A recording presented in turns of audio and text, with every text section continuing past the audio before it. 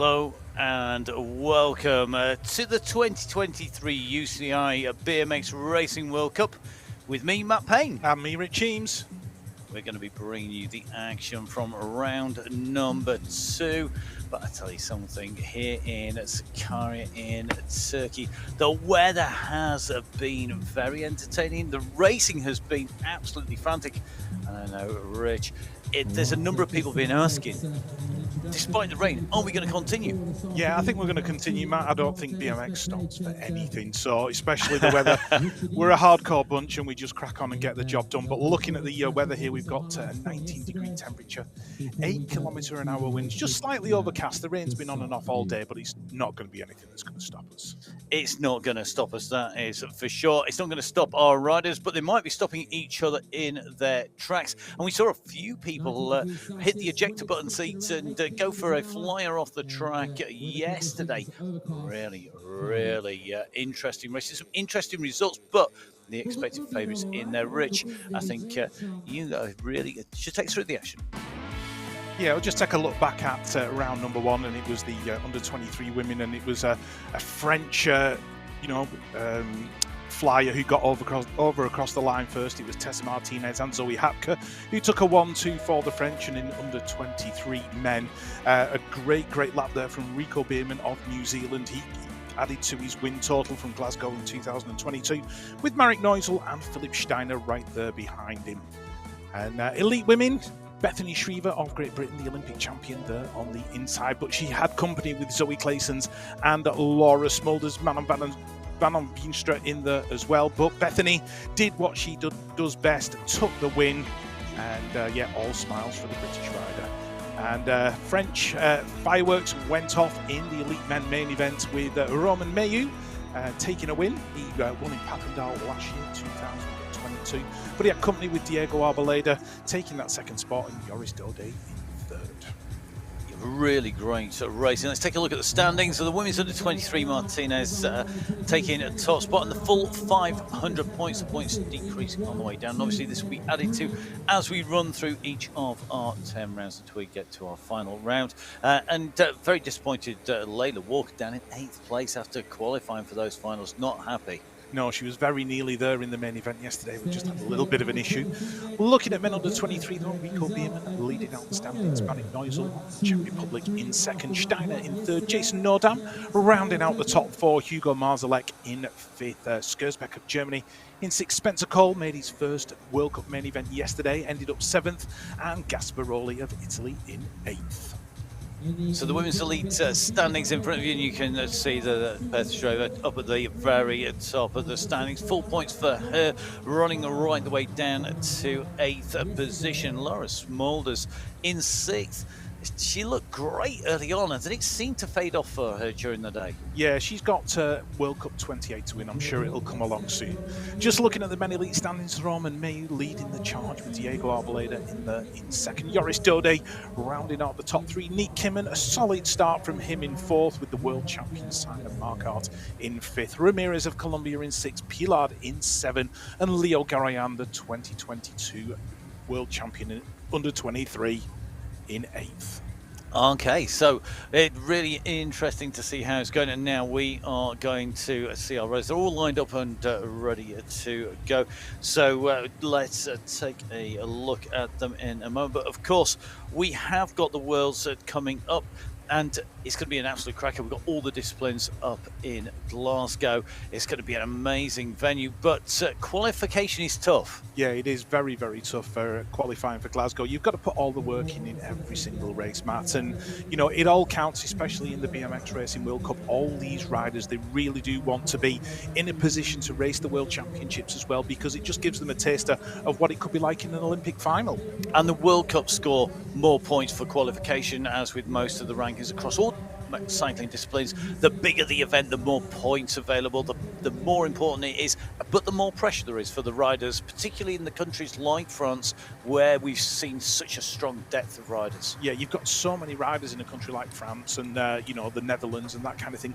You've really got to be on top of your game. I think it was Romain Mayeux yesterday who said it's really tough to be the best out of everyone, because the French have got the opportunity to take possibly 1, even 2 full Olympic squads through, and it's very difficult difficult to make the World Championship team. And it's going to be up in Glasgow. It's a venue that we've been before. And I think this is really, really exciting for people because we're going to get a whole new set of fans, hopefully, coming in and joining our existing riders. We know lots of different people from all over the globe are watching us and going to be watching our women's under 23 quarterfinals. Take us through our start list, Rich. Yeah, we've got Veronika Stariska up there, last year's World Cup champion. Now, she had first gate pick and went out into gate number 8. So maybe she knows something that everybody doesn't, or she's trying to stay out of trouble. We've got Bartenkova in there. We've got Valerie Vossen of Belgium, Marie Favrel, Megan Williams, Isabella Lopez, and Bailey Luttrell of New Zealand. So let's see who is going to keep this nailed, who's going to keep it rubber side down. The riders are in that gate, and the riders will be set ready to go here at round number 2. Riders ready, watch the gate. Here we go with the first of the women under 23 quarterfinals. Veronika Stariska of Latvia on the outside and working her way across to the inside. So she wanted an uninterrupted run into turn number 1. That looks like Bartenkova in there, into Marie Favrel of France also in the mix as well. And that looks like Lopez getting in there for Colombia as they go in and out of turn number 2. Stariska of Latvia out front in control, looking very, very good. Bailey Luttrell not having the lap that she wanted, but this is all about the Latvian in and out the final corner. Got this one completely under control. Stariska takes the win. Looks like Bartenkova is going to pick up that second spot. Who got the third and the fourth? It was Lopez and Megan Williams of New Zealand. So 4 of our riders will go through from the quarterfinals to the semifinals. The other 4 now know that their racing for the day is going to be done. And Dusty, let's take a look back. Yeah, let's take a look. Veronika Stariska, she didn't get the best of starts when, those first couple of pedals out of the gate, but she certainly made up for it going into that first turn. She wanted to be on the outside. She wanted to be out of trouble. Bartenkova just settling into that second spot right there with Megan Williams trying to go through into the 4th spot, battling with Lopez. Valerie Vossen of Belgium not having the lap that she wanted either. But Stariska, she was in control at this point. She knew she had it in the bag. Cruised across the line, saved herself a little bit of energy, but just threw that bike in there for a fast lap time. And getting that fast lap time is really important when it comes to picking your gate a little bit later on. So Stariska coming in, leading in our 4 qualifiers, all coming in sub 14 seconds on the circuit on our lap today. Now into heat number 2, the second of our 4 quarterfinals. Yeah, Tegan Pascal had first pick and she's opted for gate 8 as well. So certainly Tegan following the lead of Veronika Stariska from the earlier mode. So Emily Hutt in there from Great Britain. She's one of our riders to watch, and also keep an eye on Jui Yabuta of Japan.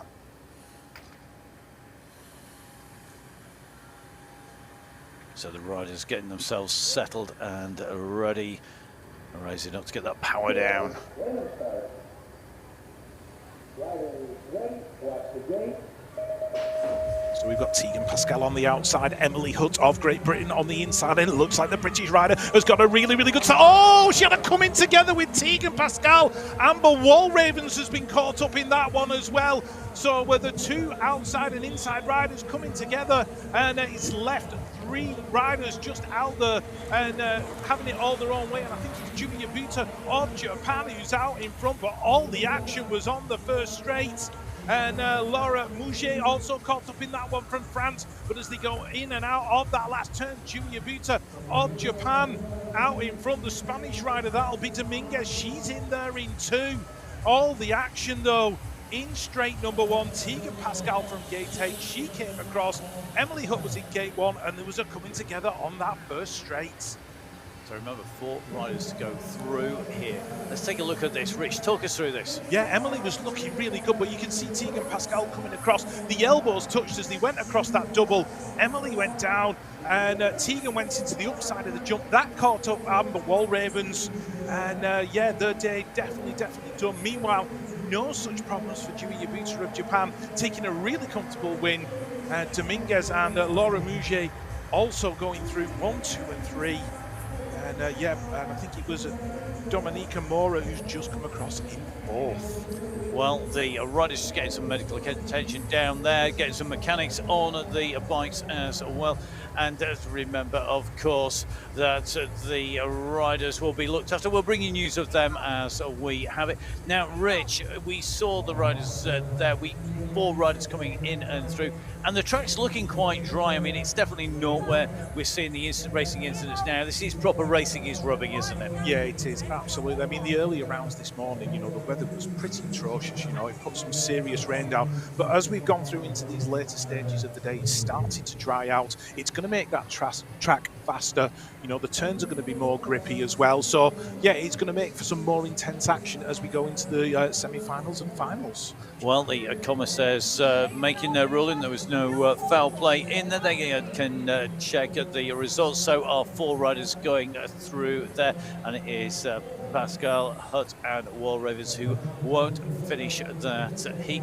You can see there that Caterity here and there coming through, rolling round really. And in some ways, these riders who have made it through after that scare have had an easier ride through, and that will actually help them. Yeah, I mean, it's just a game of inches really in terms of like Dewey Yabuta probably didn't have to put a huge amount of effort in compared to what she normally would. Certainly she had to put some speed in, but it just helps with the lactic acid. There's just that little bit less for the later rounds. And it does all build up, and the riders will be warming down, trying to keep the legs moving and try and flush out that lactic acid, but at the same time not get too cold in between, because the rounds come really quick from quarterfinals into semi-finals into finals, and they've got to get back up again, and that is a real art form, isn't it? Getting the effort right, getting the preparation right. Yeah, it's a fine line between being too warm or too cold, and you know, they're constantly on the rollers between motos, just keeping that heart rate completely steady, not getting themselves, you know, too physiologically down, so to speak, so it's not as much of an effort to bring themselves physiologically back up. So recovery, preparation, you've got probably 20 minutes between laps at a World Cup event. That's a really difficult balance to have, but the top riders, they've pretty much got it nailed. Well, they are the best in the world, and the best in the world coming down. They're made of tough stuff and have bounced plenty of times. It's good to see everybody up and walking away from that incident in the race. Meanwhile, everybody else sat there, and this is going to be the second half. You can hear the applause from the crowd for the riders. Everybody knows just how hard it is when it doesn't stay rubber side down when you do hit the deck, but these riders very experienced, and it won't be the first time these riders have been held at the top. Heat 3 riders all waiting, and they'll have done this plenty of times before, waiting for the track to clear. Yeah, it's keeping yourself psychologically in the right place. It's very difficult to watch a moto where you've had a bit of a delay beforehand. You're sat on the hill, you get to a point where you're ready to go, and then you just held for that little bit longer. But these riders, they're pros, they know what they're doing. The one thing you can't change, of course, is you've got yourself warmed up, you've wound yourself up, you've got the oxygen in the blood, you're all ready to go, you sat at the back there, you then get pulled forward to the grid, you get to then you have to stand down again, and you are cooling down. You can't go back out and jump back on your rollers, so it does change this start for the third of our quarterfinals here, and Martinez here. Well, can she do the double? Yeah, can she do the double? Will she get the extra prize money? That is the question. So Tessa Martinez of France, lining up in gate number 1. We've got Mackenzie Gayhart in there, a.k.a. Skittles. We've got Mikado Manikova, Layla Walker and Robin Gomez as well. So our riders are on to heat number 3. And we're going to see who is going to take this out. They are being prepped and ready.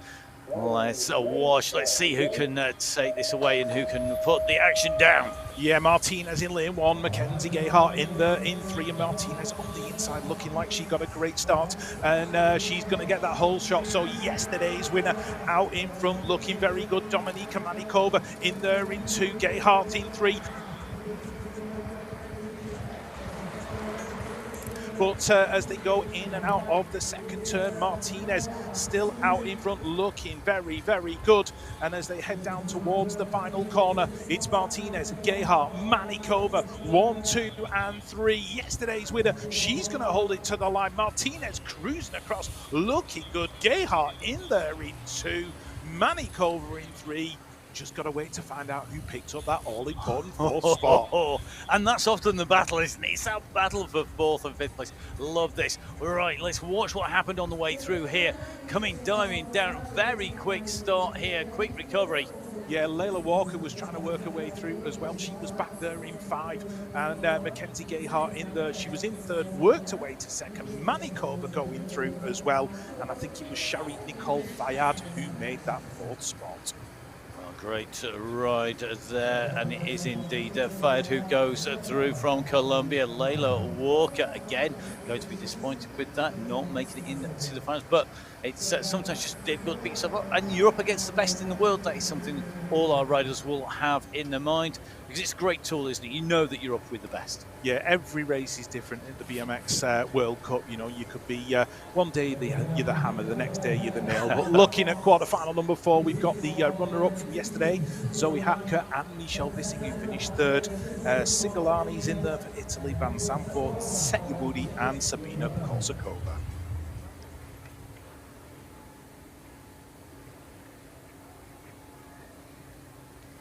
So riders just getting themselves ready. And it's time to go.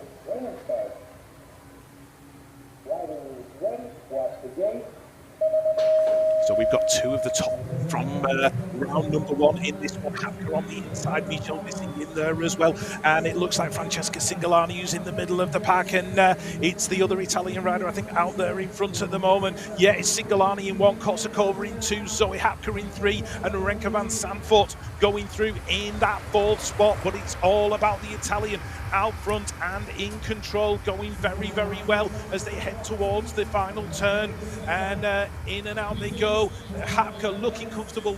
Michelle Vissing has worked her way up into that 3rd spot. Look at the battle for 4th though as they go to the line. Who's going to pick it up? Singolani gets the win. Oh, there was a big lunge, and Korsakova just taking it from Setyabudi from Thailand. Wow, what a move by the Czech rider. They had a good day yesterday, didn't they? I mean, we got a 2nd place, so a podium in the men's under 23, and continuing that run at the moment, looking good. Yeah, there's your confirmed result. Singolani taking it from Michelle Vissing, Zoe Hapka, and Sabina Korsakova.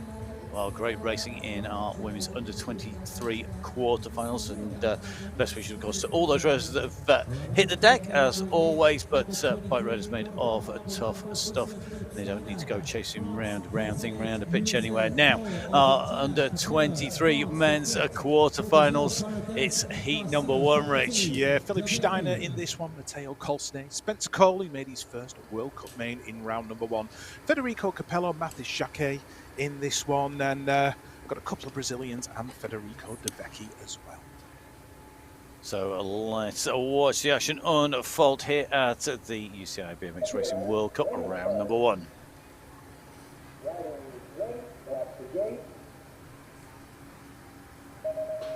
Quarterfinals for the men under 23 underway. I've got my eye on Philip Steiner and Spencer Cole, and it's Steiner who looks like he's going to get into the first turn first. Yeah, he's got it. Matteo Colsney in there as well. Spencer Cole just getting shuffled back on from 3rd to 4th. Oh, one of the riders ejected to the right-hand side. Oh, that was a big tumble there from that rider. But meanwhile, Steiner was leading it out. Cole, who's going to get that 4th spot? It's one of the Brazilian riders who's in there in 4 at the minute. Steiner looking to go on better than he did yesterday. He's going to take it to the strike.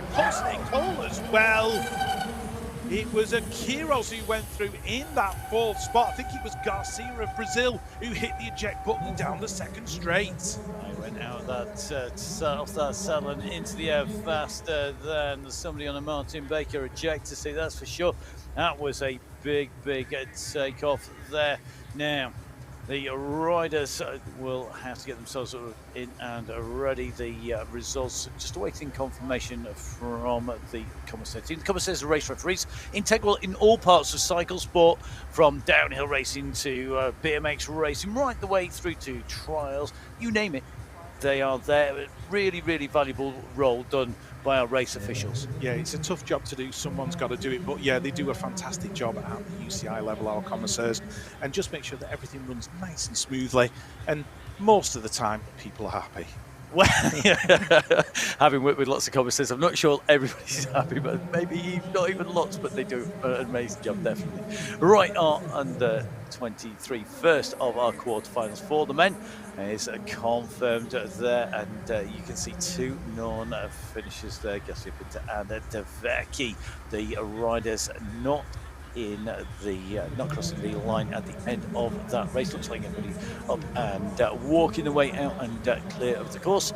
Heat 2 promises to be another good one. Hopefully everybody this time will keep it rubber side down, but you never know. Yeah, we've got Greenoff and Pikanowski in this one, and one of our podium makers from round number 1, that's Marek Neusel from the Czech Republic, and also keep an eye on Tim Goossens from the Netherlands. Oh, Neusel will want to get 2 podiums out of 2 rounds, and another big point score here today. Who's going to do it? Okay, ready, start. Riders ready, watch the game. Goossens of the Netherlands in that familiar orange kit. He's right there in the middle. We've got Hugo Marzlek, the European champion as well. Pikanowski looking for the whole shot. He's got this one. He's out in front. So it's a French one too because Marzlek's in there as well. Marek Neusel going through as well. He's been just shuffled back that little bit, and Marzlek has a cheeky look just to see where the competition are, and the answer is right on his back wheel. Benny Greenoff's in there as well for New Zealand. Here comes Tim Goossens as they go into the final turn, working his way into a top 4 spot. So it's Pikanowski, Marzlek, they're going to go 1 and 2, taking it to the line. Is Goossens going to make it in as well? I think he did. Maturano of Argentina going through in that 3rd spot. Bennett Greenoff out in 5, but Goossens threading the needle. Absolutely stunning ride there by Goossens, coming through the Dutchman, absolutely sailing through smoothly. And the bigger news there is Neusel, the man who took 2nd place in round 1. Well, he ended up on the top of the banking and out of contention. They're just run wide, lucky to not come down, really. Yeah, great laps from Pikanowski and Marzlek, but Neusel, like I say, he's going to have to come back in round number 3. And yeah, we've got the next heat ready to go. That's going to be heat number 3. Nordam, Andrade, Frizerin, Stoffels, Radagelli, Kellier, Berman, and Foucault from France. So heat 3, the next of our starts due to come. The crowd just keeping an eye on the track, and you can see our chief commentator just doing the hand over there. That is somebody you know well. Yeah, it's Ria Goodman. Riders ready, watch the game. I've got my eye on Jason Nordam in this one, right there on the inside in lane number 1, but Radagelli, the former junior world champion, trying to get in there as well as they go in and out of that first turn. New Zealand in the mix. That'll be Rico Bierman, the winner from round number 1. He's there inside the top 4 right now, but it's Nordam, the Dutchman, leading it out. You can hear the brakes squealing as they go around the corner. Radagelli got a little bit of a nudge. Bierman's looking good in that 3rd spot. Kellier of France right there in the mix as well as they go into the final turn, but Jason Nordam out of the Netherlands, he's going to take this round. He's going to go through, take the win. Bierman's safe as well. Kellier, Radagelli in the mix too, inside the top 4. Andrade was the unlucky man in 5th. Well, you could just see Rico Bierman going in and through. Obviously, the change of jerseys there for Bierman that we saw him yesterday in the all black of New Zealand, in the traditional all black colours with the white on there. The almost a reverse this time round. Yeah, definitely. It certainly keeps us commentators on our toes anyway, spotting all these changes of kit. But, you know, white is fast and fast is good. There's your results from heat number 3. Jason Nordam, Rico Bierman, Kellier of France going through, and the former junior world champion Marco Radagelli as well. So 4 through, heat 3 complete. We're going to move into round number 4 very shortly. Just going to have a slight pause in our racing at the moment here in Sakarya in Turkey, and some great action so far and some big surprises. I mean, Neusel going out there rich.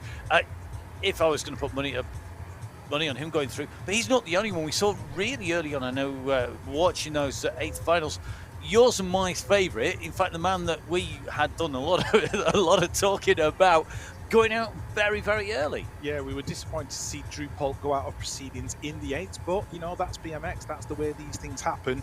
And yeah, there's you know, there's a few riders who've had rough days all around. It's not been the best for some people, because Jack Greenoff went out in that in that situation as well. So he was another one who went out in the 8 finals. And in the elite men category, Jeremy Rencarel and Corbin Sherrard. Jeremy's won a World Cup before now in Glasgow, and Corbin Sherrard, the 2017 world champion, both going out in the 8 stages, so not making it through to the quarterfinals. So, you know, BMX, it's a case of do what you can when you can do it, and just sometimes it doesn't go your way. So yeah, unfortunate for those. Right. Okay, whilst we've got a little bit of a break, I'm going to pick your brains now, because gate selection, here we go, gate selection. This is all new to Rich. Not the gate selection, but my little bit of homework last night in between watching back all of the action and catching up with our riders on social media. So I did a little bit of diving into our gate selection. Now, you said yesterday gate number 1 was the gate to have, so I did a little bit of stats here. So there were 33 races where the riders went head-to-head in the men's elite. How many of those were won from gate number 1? Well, I'd probably say more than 20. 16. 16? Wow. So that's number 1. Then after that, which gate would it be? 4. 2. There you go. 2. In fact, it goes down. It's basically the middle isn't very good at all, but the outside gate 8 is 3. In fact, the fastest gate time for position 1, that was 18 times. It was more important to get the start. So 18 times. If you had the fastest gate time, you had the winning run. However, only 16 times in there. So I thought, okay, that's pretty cool. So if it was in the women, would it be the same? So in the women's race, really interesting. How many out of the 18 head-to-head rounds did we have? What, winning from gate 1? Winning from gate 1. I'll say 12. Nearly, pretty close. 8. 8, right. 8. So it's almost halfway. So almost half the races are won from gate number 1 in both the women's and the men's. It's pretty much the same. And 10 races were won with the fastest gate time. So it's almost more important to have the fastest time through the gate. Yeah. And in terms of measuring, that's really, really fast down there. Now, what I wanted to ask you was, is that cause and effect? Is that because the fast riders just always choose gate 1? Or is that because it is just faster to that corner? Bearing in mind, you've got to come around a tight bend. Yeah, well, if you think about it, the shortest distance that first turn is going to be on the inside. And if you're on the outside, then obviously you've got to ride around the people who are on the outside of you. So that gives you further distance to go. So given the choice, if it was me up there and I had first gate pick, I would always go gate 1. I wouldn't even risk going to the outside unless my name was Nick Kimmen and I knew I had the raw speed to go at it from gate number 8. If it was anybody except Nick, I would just go gate 1. But as we know, Nick, he's a special case, isn't he? And he's got it wired from gate number 8. And it could well be that that's why we've got 3 of our stats. 3 out of the 33 were from gate 8.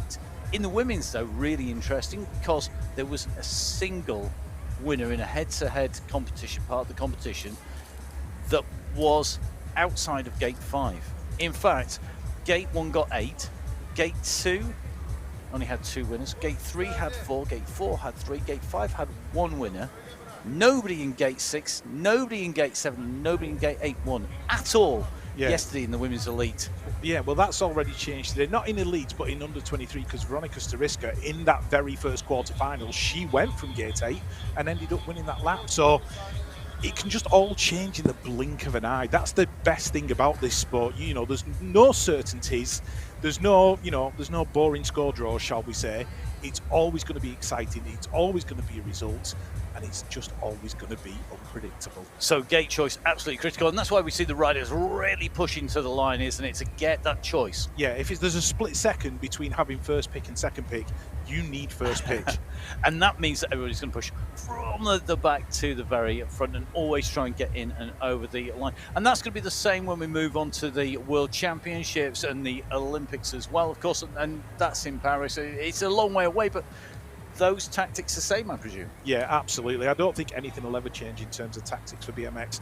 You know, if you've got the opportunity to have an inside gate, then you really do need to have it. But yeah, you know, as the World Championships come along, these riders, they're just going to get faster and faster week by week as that training builds and they're doing the extra races. Not only at the World Cups, but things like French Cup events. You know, the riders, the talent pool is so stacked in France. You go to a French Cup round and there's almost 100 riders in elite men. It's scary the level of competition that you have. So yeah, it's a case of, you know, do what you can, build on the training, put the work in all the way up to the World Championships, and hopefully, just hopefully, you might walk away with a rainbow jersey. Well, that's what all of our riders will be looking forward to doing in Glasgow, or hoping they will. The question will be, I think, will it be one of our favourites? And of course, that foundation is laid here. As having a little listen to the chat on the Gate 8 podcast, it was really, really interesting with one of our riders who crashed out from France, and he was saying his season was based, first of all, around, if it was Olympics, then it'd be World Championships, then it's the World Cup, and then it's things like European Cup, and then it's like the French Cup, and then it might be the odd local race. But he only raced about 20 or so weekends in the year, so, and it's packed through the summer. It's a busy schedule. Oh yeah, it's a crazy schedule. When you add it all in, when you know your national series, European Cups, your World Cup rounds, and that kind of thing, you could be racing pretty much 3 weekends out of 4, all through kind of like the 6 months of the quote-unquote summer period. Yeah, it's a very, very stacked schedule, but also that means if you get injured, it can also take you a little bit of time to build yourself back up, and all these riders want to peak for the bigger races, so it's almost an art form to you know, be in the right place at the right time physically. Indeed. So it looks like our break to make sure everybody's all ready and sorted out is all done and dusted. And Rich and I now with you get to watch even more exciting action. Rich, we have got the riders now having to try and keep warm up there. They're about to go very shortly. This is where they've got to refocus and reset. And, you know, this is part of that skill, isn't it? Of these riders in heat number 4, in the final of our quarterfinals, who's got the best mind game here? Oh, it's a very, very difficult one to call. I know Callum Russell of Great Britain is quite strong as well, and he'll be able to make it count down this first straight. Braden Kemple, he's had some European experience over the last few weeks, and certainly he'll be looking to drive that bike into the semi-finals. But Albert Groppo, who's on the inside, he'll probably be in gate number 1, and yeah, he'll be one to watch as well. Well, let's see. Will it be one for the stats? And will it follow form? Or are we going to see something coming from the outside? We'll meet in the middle lanes to come in through. So here we go. The riders being pulled down to the gate. The all-important part of every rider's training. Make sure that they've got this gate absolutely dialed.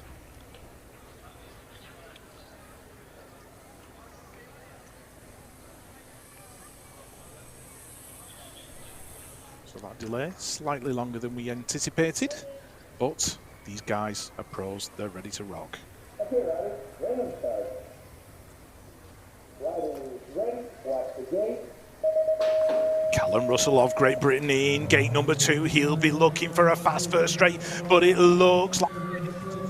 Is it going to be Russell? I think it is. He's right in there at the moment, and out front, the Great Britain rider. It looks like Molina in there in 2. Groppos inside the top 4, and Casper Pipers of the Netherlands is in there in 3. So Callum Russell of Great Britain, a clear track out in front of him. He's absolutely flying in this one. Molina's looking very comfortable. Who's going to get that 4th spot? No doubt who's going to take the win. Russell's going to get it. Pipers, is he going to hang on to that 4th spot, or will Groppo get it? It's Russell, Molina, Pipers, Groppo, Rico Danvers out in 5, but an imperious performance from the Great Britain rider. Wow, Callum Russell, I think he needs to have a little bit more of a gap every time, because that was something else right from the gun. He really put his foot down. You saw him flying through there.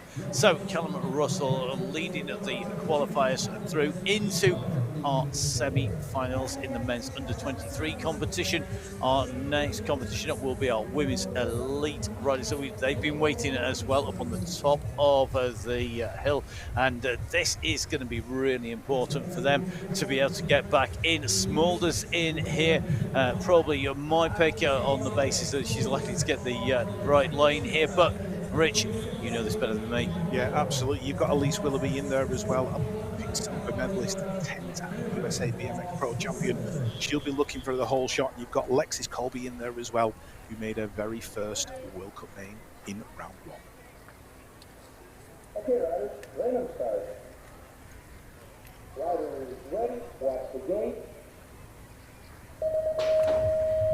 All eyes on gate 1 and 3, and it's Elise Willoughby of the USA who's working her way into the front. The Colombian on the outside pushing hard. There's Laura Smulders in there in 2, battling away with Manon Veenstra. So the Netherlands 2 and 3 at the moment, and Peyton Reidner of the USA going down the outside and looking to work her way in. She's going to have to go the long way around to get it done and battle with her teammate Lexis Colby. So it's all about Elise Willoughby, Smulders, Veenstra, Colby. 1, 2, 3 and 4 at the minute as Reidner now got anything for Colby in the final turn. We are about to find out. Willoughby bringing it to the stripe, and Smulders getting right up close with her as well. It was a very close finish. Willoughby, Smulders, Veenstra, Colby.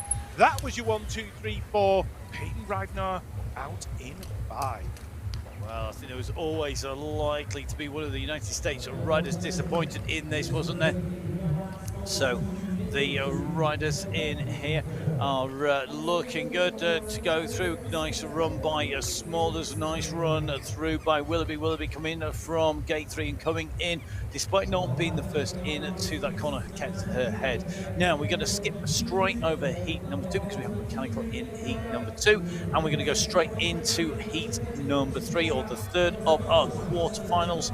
And if you were watching in round 1, you'll know that the riders have, I think it's 10 minutes, Rich said, if I remember correctly, to get that sorted and come back in again. So that means we're going to go into the third of our quarterfinals, and these riders now need to be ready. So it's all happening today. Yeah, all the changes taking place, and this third quarterfinal contains the winner of round number 1, Bethany Shriver of Great Britain, also our Olympic champion.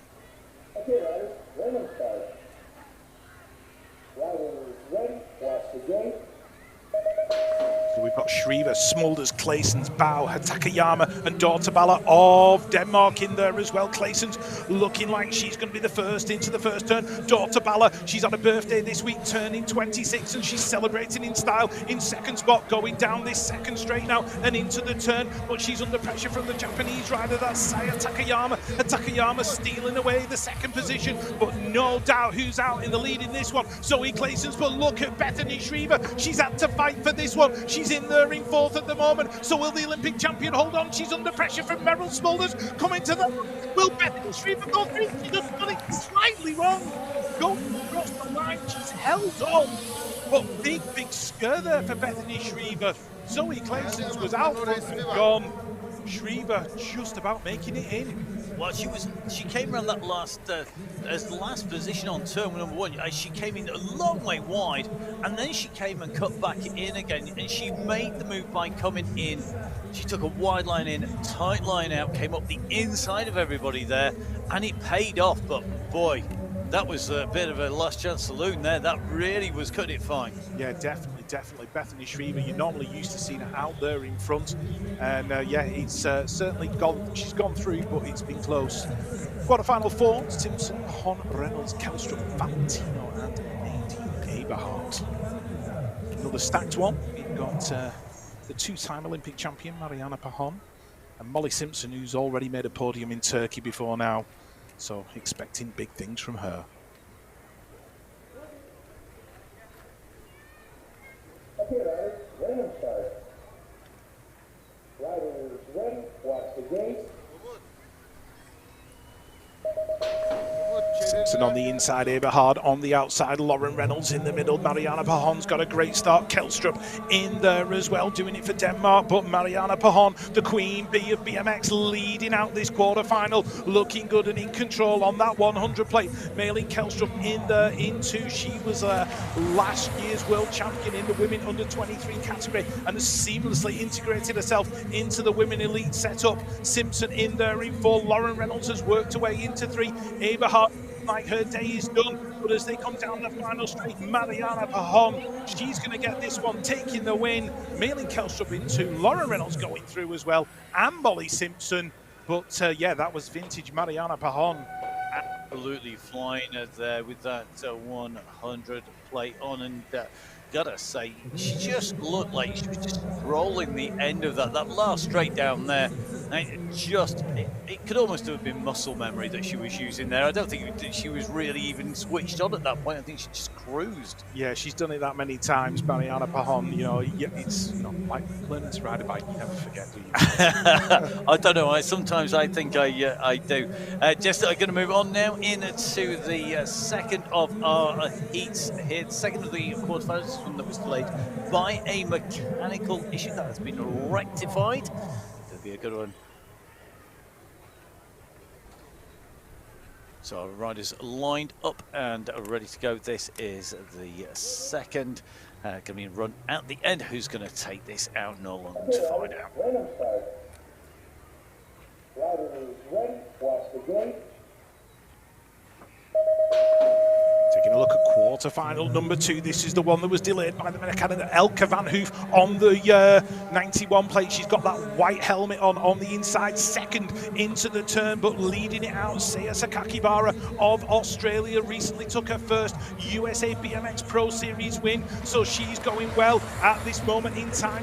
Van Hoof in there in 2, Tano in 3, Delaney Vaughan of the USA in 4, but it's all about the Australian looking good in the white, green and gold. In and out the final turn, Sakarya, followed in by the Belgian Elke van Hoof. They're going to go 1 and 2. Who's going to get that third spot? It's a real charge to the line. Delaney Vaughan and Konami Tano working their way in, and Camille Mer was the unlucky rider in 5th. Wow, what a result there. And I'll tell you something, the Australian rider are just gone. And that, the green and gold there, it is such a classic Australian kit across all disciplines, riding strongly there. And certainly didn't look like she was going to get touched once she had the front. Van Hoof, though, very, very close on her heels, but didn't really challenge. No, Sakarya, she's had a year filled with injuries in 2022, and she's come out absolutely firing in 2023. Like I said, taking wins in the USA BMX Pro Series and also taking quarterfinal wins in the BMX Racing World Cup. Okay, so our women's elite are done. We're going to move on to our men's elite next. This will get us up and running for the men's competition here on the show, and this is going to be an absolute flyer here. I think looking out for Marquardt, is he going to be able to pull this off today? Didn't have it his own way yesterday. No, he didn't, but when you wear the rainbow stripes, they say that jersey is a little bit heavier and adds to the pressure, but Simon Marquardt, he can handle it.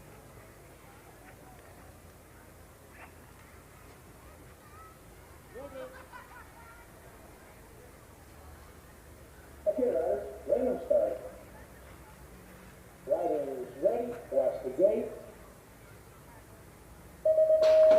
So Marquardt's in gate 3, and I've got my eye on the rider in all orange, Big Dave van der Berg of the Netherlands. He's in there as well, but leading it into the turn. Looks like Pilard leading it out. Is that Cameron Larson? I think in there in 2, Simon Marquardt battling away for that third spot. I think he was nose-diving across that double, but he's managed to hold it up. It's Pilard, Larson, Marquardt, Ramirez, Valencia. That's your 1, 2, 3, 4. And here they come battling in the final corner. The moves are going to be made, but Pilard is the man. Oh, it's still Pilard, Larson, Marquardt. That's going to be a 1, 2, 3. Big battle for that 4th spot. Ramirez, Valencia, skippers out. Dave van der Berg out as well. But yeah, there was a big sharp intake of breath on that second straight. Sharp intake of breath. I think that was the least. I think the many teams were getting ready to run there, as that was almost over the top there, and that is always a scary moment. But you can see there Pilard from France through in front of the rider from the United States, then Switzerland and Colombia going through. So we're going to have another good mix of nations in the men's finals, semi-finals already. Now on to the second of our quarterfinals. Well, is it going to be another good day today for Romain today? Yeah, Romain Mayu, the winner of round number 1, but there's an up-and-coming rider in this one, Jamie O'Brink. He's on the outside wearing the orange of the Netherlands.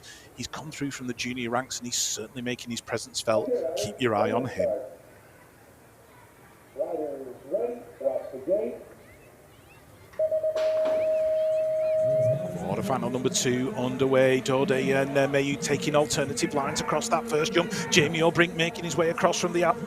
And we've got Naranjo Murillo in there and Mateo Carmona Garcia. Garcia's in that fourth spot right now, but it's a French one too as they head into the second turn. Dode, Mayu, all flying down that third straight. And Jamie O'Brink, the man I mentioned earlier on, he's in there in 4 at the moment, being pursued by Gilbrunner of Switzerland. But it's going to be Dode, Mayu. They're going to go 1 and 2. The Colombian rider's going to get the 3.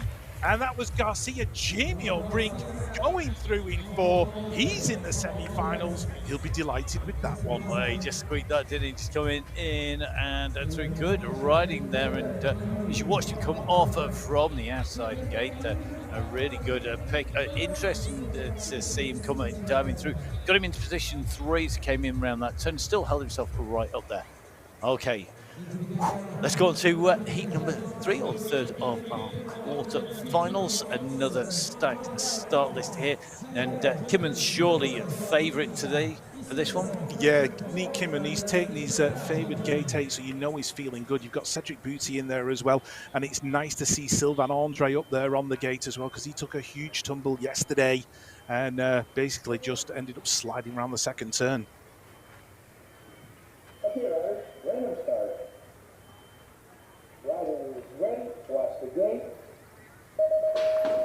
So all eyes on Nick Kimmon from the outside, but he's got Sylvain Andre right next to him. And Kimmon coming across.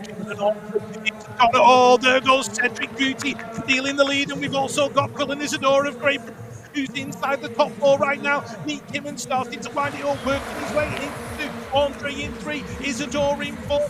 Great Britain rider in a qualifying position, but Cedric Booty out of Switzerland leading it into the final corner. He's going to get this one. Nick Kimmon looking good and comfortable in there in 2, Andre in 3, Isidore progressing in 4. Wow, Quillan Isidore making it through, flying the flag for Great Britain. He did, but boy, did he shut the door on somebody coming around that turn. Then he was sitting in 4th place. He was about to get challenged.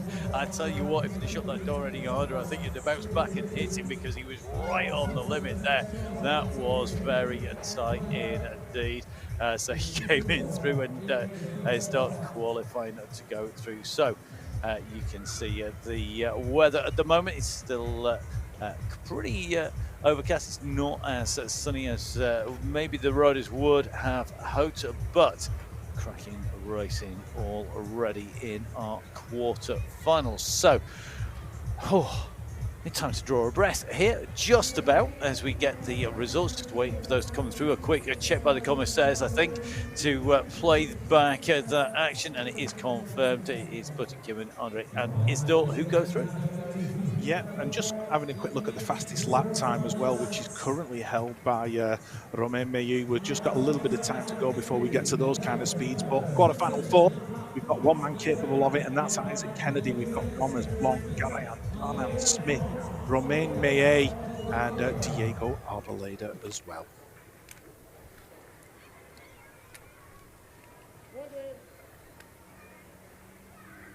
Okay, riders, random start.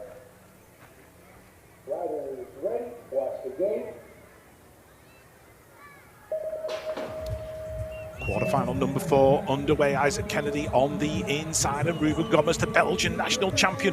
He's been in a really good form coming into these events, and he's up there inside the top 4 right now. But it looks like the Colombian Arboleda, who's worked his way in. Roman Maillet, the European Cup champion, he's in there as well. He's worked his way into that 3rd spot, but it's all about the Colombian right now. Isaac Kennedy going through in that 2nd spot. He's had a really, really mixed bag of a week with losing his bike and various other things, but it's not affecting him now. He's going to go through in that 2nd spot. It's going to be Arboleda, Kennedy taking the 1 and 2, Gomez in 3, Maillet in 4, and Ruben Gomez, his stunning form continues into the World Cup round 2.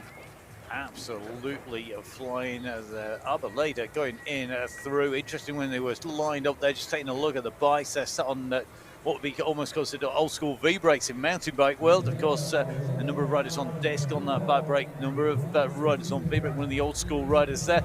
Brakes only for stopping anyway. where he really needs them. You're not going to feather him that much, let's face it, on a track when you are going for the win. And he certainly, I don't think he would have had a finger on him all the way through there.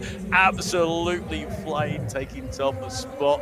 And our 4 qualifiers in the men's quarterfinals, the final 4 qualifiers in and through, and that is exactly what they were looking for. So our men's elite wrapped up in the quarterfinals. We're going to move on to our women's under 23 semi-finals, the first of those semi-finals. Yeah, we've certainly got the business end of the afternoon coming along now. Veronika Stariska, Bartonkova, Manikova, Bissing all in this one. Sharid Nicole Fayad, Sabina Koskova, and Julia Buta as well. So a stacked first semi-final in the women under 23. And Veronika Stariska has opted for lane 8 yet again. Here, random start. Riders ready, watch the gate. First of the semi-finals for the women under 23 underway. Stariska on the outside. Julia Buta has been shuffled back a little bit. Look at Michelle Vissing, the Dutch rider, trying to thread the needle in that first turn. She's inside the top 4. And Manikova and Korsakova getting in there as well. Korsakova just getting the better of the exchange. She's in there in 4th. Manikova in 5. Vissing still hanging on to it at the moment. But it looks like the rider out in front is Mercado, the Colombian. Vissing's right in there. But look at him. You could throw a blanket over him. The back close together. Oh, I think that's Manikova who's hit the deck, taken one rider with her. Stariska has managed to work her way through the craziness. She's going to win this semi-final, stealing it away from the Colombian of the line. Vissing in there as well, Yabuta, but it was all action on that third straight as they approached the final turn. Wow, what a result. Bartonkova not qualifying there as they came in through, and I think the commissary team race referee is going to take another look at that one, because that looked to be plenty. You know, we expect some bumping, we expect some movement in the boys, we expect a little bit of contact, but there was definitely riders going off, they were going sideways like a acrobatic formation pretty much at that point as they went flying, and it'll be very interesting to see if that result is held. So our riders going to be picking themselves up. We can hear the applause in the crowd. That's almost guaranteed to be when a rider picks himself up. It's always quite nice having been the rider laid on the floor, picking yourself back up again and being cheered on. It still hurts, but it does make you feel a little bit better. Yeah, anytime a rider walks away from a crash, it's always a good time. You know that they're not hurt and there's no real problems. So yeah, anytime a rider walks away, it's always a plus. So there's your confirmed result. Veronika Stariska going from lane 8 and taking the win. Fayad in 2nd, Michelle Vissing in 3rd, Julia Buta in 4, but Bartonkova and Korsakova, what could have been, but isn't. Indeed, with Manikova behind, so the 2 Czech riders just in front of the Slovakian rider there. As we move on to the second of our semi-finals, which 4 will be joining our previous qualified riders in there. The riders we've just seen go through, and Martinez. Yeah, the French still rider. on for it. Yeah, she won round 1. She's looking for a double win in round number 2, but she's got Mackenzie Gayhart and Francesca Singolani to deal with in the meantime. Riders ready, watch the gate. Second semi-final underway for the women under 23. That was Mackenzie Gayhart of the USA getting squeezed as they went down into that first turn. And Martinez, the winner of round 1. She's out front and looking good. Singolani's in there in 2. Zoe Hamka in 3. And here comes Skittles working away into the top 4. The Spanish rider looking for a way in as well. That'll be Dominguez. But it is Martinez, the French winner of round number 1, in control in this semi-final. Singolani, Gayhart, Hamka. That is your 1, 2, 3 Martinez. Look to make 2 from 2 over the weekend in Turkey, and she's certainly on the way to getting it done, because that is how you win a semi-final. It is, and a nod of the head there by Singolani. She went over the line. I think that was almost acknowledgement that and while she got through, Martinez was looking imperious here. So Martinez leading our qualifiers through into the finals. Really interesting mix now, and in some ways no real surprise there. Yeah, it's always tough in the women under 23 categories, but when you've got two of the top three from round one in the semi-final of round number two, it's not guaranteed, but it's very, very likely that they're going to make it through to the final. So our men's under 23 semi-finals, number one. Come on, who's your pick? Is Rico Behrman going to do this? I think Rico Behrman will be up there, but still, I've got my eye on Jason Nordam and Alexis Pikanowski. You can never count that rider out either. Well, time to find out who's going to be making it in and through to our finals. Okay, riders, random start. Riders ready, watch the gate. Semi-final number one of the men under 23 heading down the hill. Grotto's not got the best of starts from the outside. The Italian rider got all the work to do with the minute. Colsone's in there as well, but Rico Behrman, the winner of round number one, leading out this semi-final. Colsone in two. Pikanowski's working his way in as well, and it looks like the other Italian rider, Radielli, getting up in the mix too. Where is Molina? He's back there in about 6 at the minute, so really has to make a move in this final turn, but it's Behrman, Colsone, and Radielli, I think 1, 2, and 3. One rider goes over the turn. Italy are going to get inside the top four. Did Colsone make it in? It's a photo finish with Maturano, but Rico Behrman looking very, very good for another final here in Sakarya, Turkey. He looked absolutely at home. It's like, I have this track dialed. Yes. I know this inside out. I can do this with my eyes shut. This is what I do, and I do it so well. He absolutely nailed that. We saw riders going flying on turn 3 as well as on turn 4 there. Heard a squeal of brakes coming in there, and that's very unusual. Sounding like a disc brake being grabbed with a handful in an emergency moment there, just as the rider went flying up the side. And I think realistically, there's so much at stake. People are making a few mistakes, so much at stake here. Those mistakes are adding up. Yeah, because Pikanowski's not made it through. I think he got caught up in that final turn, diving on Jason Nordam. And yeah, my pick for one of the under-23 finalists, Jason Nordam, it's not been his day. And yeah, just taking a look at the time and scoring, it seems like Matteo Colsone has been relegated. I'm not sure what that might be for. Matteo Colsone, second across the line, but placed 8th. I'd love to know the reason for it. Well, if we find out, if our spies in the commissary camp want to pass that information on, please feel free. And don't forget, of course, that you can catch up with all of the results, but it won't change the fact that Colsone has been relegated.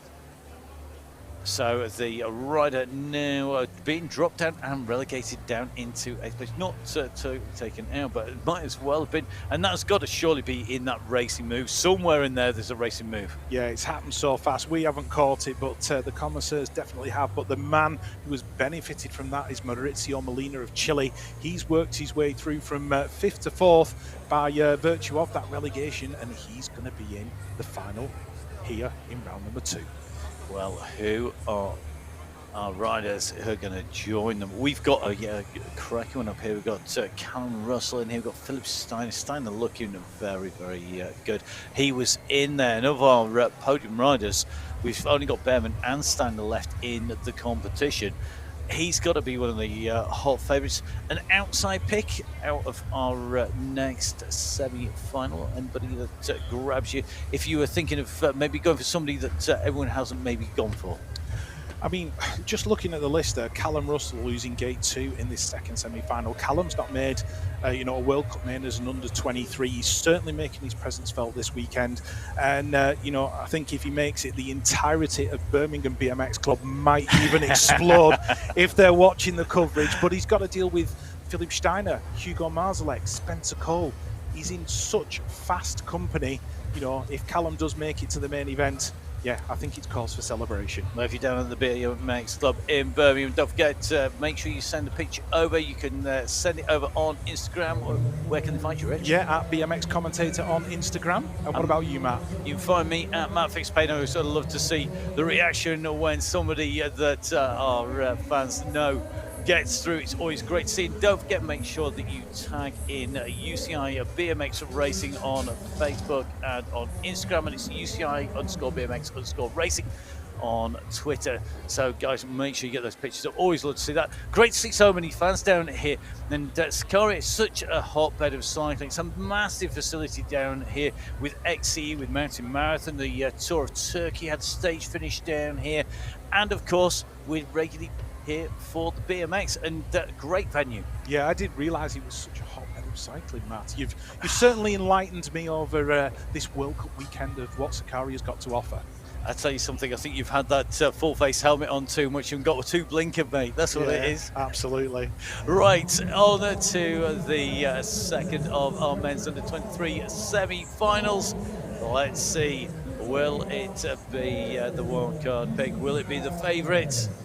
They're lined up, and not long till we see if it's going to be the expected man taking the win.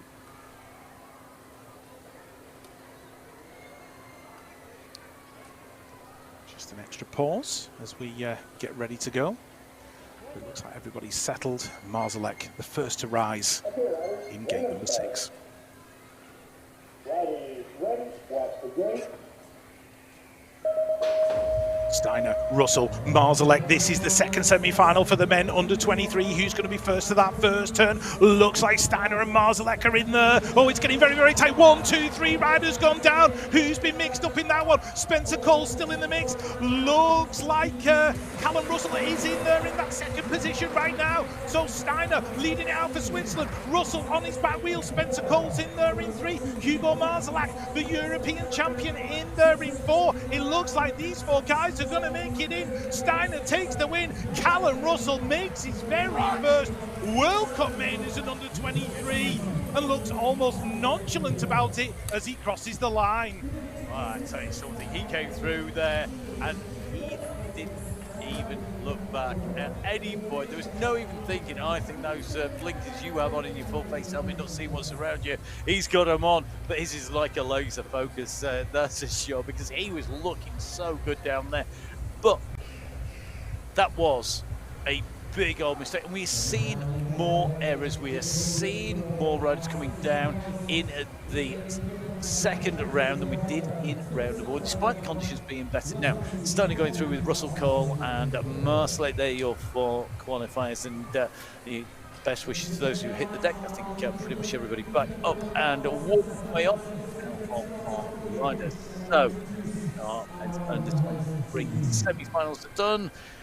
We're going to move on to our women elite semi-finals.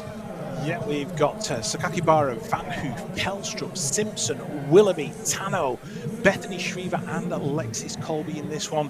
Bethany, by virtue of that third place finish in the quarterfinal, she's going to have a later gate pick. So it's going to be interesting, Matt, to see how that affects her strategy in this semi-final. Will she go hard from the gun? Will she be able to go around the outside from the back? We'll find out. Riders ready, watch the gate. And this is going to be a tough first straight for Bethany Shriver because she's got Elise Willoughby right there next to her. Looks like Maylene Kelstrup's already been shuffled back. Seiya Sakakibara on the inside, but Bethany Shriver has made her move. She's there in that second spot right now. So it's Sakakibara, Shriver, Willoughby, Simpson. Simpson's got a good record on this track and she's looking to improve it even more by making another main event. But it is Seiya Sakakibara of Australia bringing it down the third straight. Bethany Shriver looking good in 2, working her way to the outside. Simpson comfortable in 3. Is Willoughby going to make it in? That is the question. She's in there in 4 right now. Willoughby's going to go through, take that final spot for the main.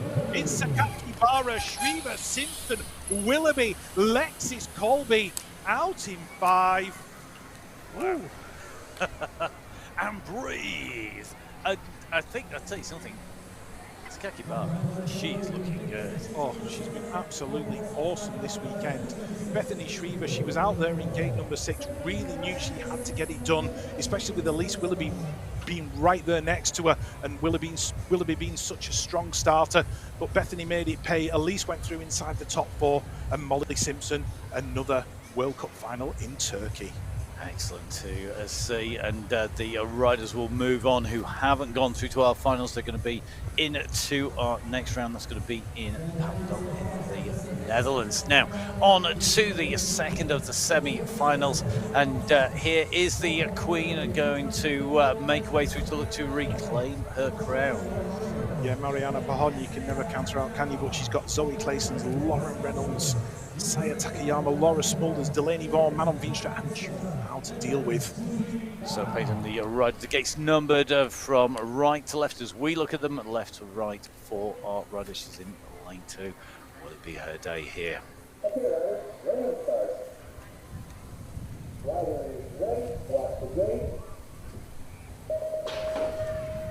Here we go, second semi-final for the Women Elite. Laura Smulders on that 110 in the white helmet. Looking, oh, Mariana Pahon has hit the deck, and it looks like 3 or 4 riders have gone down, including Judy Bao as well. So it's Smulders, Reynolds, and I think that's the Japanese rider Saya Takayama. So we've lost at least 5 going into that first turn. Smulders is the rider out there in control, the World Cup champion, looking for win number 28. Lauren Reynolds in there in 2. Pahon was one of the fallers, and as they go down towards the line, it's a case of who's going to get up quickest and get that 4th position. Smulders, Reynolds, and Takayama. Looks like I'm not quite sure who's going to get that 4th spot as they come down the straight. Let's see who comes through. Is Claessens going to get there? Who's going to get that 4th spot?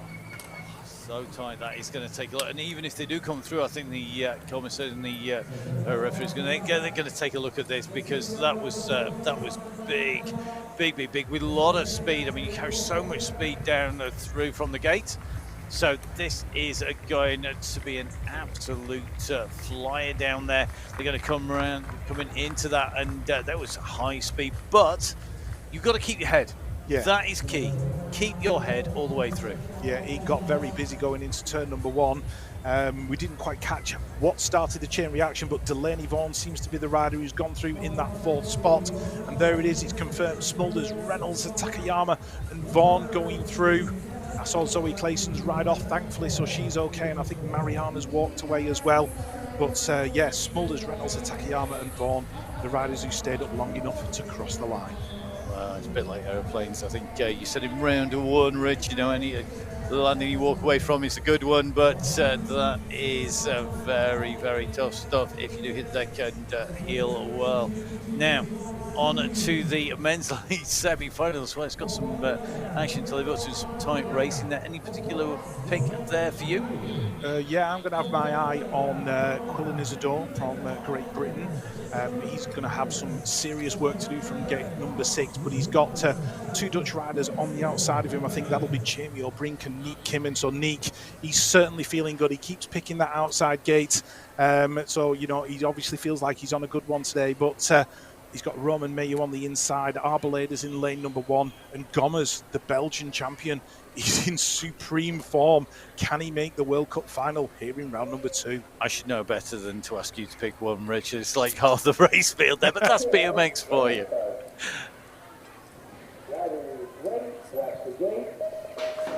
Isidore of Great Britain in the white jersey, lane number 6, got an absolute flyer of a start. Niek Kimmen coming across, looks like Quillan's getting caught up in the pack, and Andre in there as well. And as they head down towards turn number 2, it is Roman Mayu, the winner of round number 1. Quillan is he's had to eject. The Great Britain rider's gone down. Arbelader's in there in 3, Jamie O'Brink in 4. It's a French 1-2 as they go into the final corner. Gommers is in there in 5th. Has he got anything for Jamie O'Brink going down the final straight? Or will Jamie O'Brink win his first, get to his first elite and main? It's big across the line.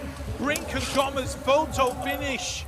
Brink, 3 riders. Photo finish there, Rich, for what it is going to be a very few places. Big ejects on the way through there. Absolutely, and I saw Jamie O'Brink have a look across to say, am I safe? And I don't think it's worth looking across until you're across the line, but Quillan Isidore got an absolutely superb gate. He was flying at this point. Niek had come across. He tried to steal that 2nd spot away. Arbelader was in there. We didn't quite catch what happened to Quillan as he ejected, but Roman Mayu just went across the line. Little nod, yeah, done it again. Another final. Roman Mayu looking superb, isn't he? I mean, just if you want to go through, if you want to stamp yourself all over the standings, I mean, that is it, isn't it? I am the man. I am number 1. It is Roman Mayhew going in through. No problems. Brink getting that spot. Yes, definitely. Really good to see Jamie O'Brink in his very first Mini League World Cup final. So, yeah, well, let's take another couple of deep breaths before we get to semi-final number 2. But it's nice to see Sylvain Andre back in the main as well. There's your start list for semi-final number 2. Pilar, Dode, Booty, Kennedy, Cameron Larson of the USA, the world champion, Simon Marquardt in there as well, Romain Meillet, the European Cup champion, and Juan Camilo Ramirez Valencia of Colombia.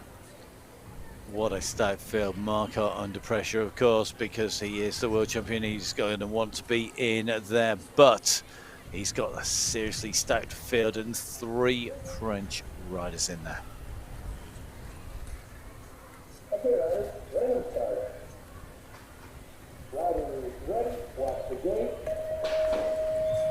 We are go on the second semi-final of men. Elite Pilar and Dode looking good, and coming across is Meillet as well, so it's certainly some French flyers in this one. And Isaac Kennedy is in the middle of the pack there in about third or fourth spot at the moment. Bootsy on the outside, and the Colombian rider trying to dive underneath, and he's made the move. So the Colombian rider Ramirez Valencia is inside the top 4. Where is Cedric Booty in the mix as well? But as they come out of the turn, it is Dode, Pilar, Kennedy. That's your 1, 2, 3. Who's going to get that 4th spot? Cedric Booty with the late guard. Feeling the Colombian held onto it. Yes, he did.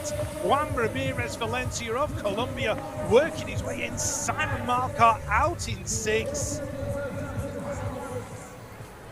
Curse of the rainbow jersey strikes. Oh, yeah, it's a heavy one. It adds an extra couple of kilos. 2 kilos. Yeah, that I much. think so. That much. But looking at the replay here, Pilar got a good start, and he picked a different line to Joris Dode over that first jump. Dode keeping it on flat ground and building the speed. Isaac Kennedy was on the outside. Cedric Booty was in there in 4th at that spot and looking very, very good. But watch Valencia, he dived underneath in that second turn and made it stick all the way to the line. Marquardt was looking for a way through. France were going to go 1 and 2. Booty didn't quite have what it took. Kennedy in there in 3, but Juan Camilo Ramirez Valencia, he'll be stoked to make the World Cup final. And Dode going in through on top spot there. He's got a good time as well through there. The times in semis always pretty quick because everybody wants that pick in the final, and the action's hotting up. But we're going to be moving on to our finals. The finals are promised to be really explosive. It's going to be very interesting to see who's going to take this. Now, Tessa Martinez, we've alluded to this, we said there is extra prize money available if you can get back-to-back wins in round 1 and round 2. So that is an added incentive. But everybody will want the points qualification for the world champs for the Olympics to stay on your squad. Really key. Yeah, I'm sure, you know, Tessa Martinez is going to be in with a shout in this one. She's definitely picked lane 1. And interestingly, Veronica Stariska has picked lane 8 again. But don't rule out the likes of Mackenzie Gayhart and Francesca Cingolani as well, because they've both been flying here in round number 2. But out there in lane number 8 for Latvia on the 500, the World Cup champion in this category, it is Veronica Stariska from Latvia. All smiles, looking very relaxed. Next to her in gate number 7 on the 506, out of Japan, it is Julia Buta. One of the podium makers from round number 1, out of the Netherlands in lane number 6, Michelle Vissing. 508, she's been looking good all weekend long. Sherry Nicole on the 526. Made the podium in round number 1 out of France, that is Zoe Hapka. And on the 503, Team USA's Mackenzie Gayhart. On the 502, out of Italy, could be the dark horse in this World Cup final, Francesca Cingolani. And the winner of round number 1 on the 527 from France, it's Tessa Martinez.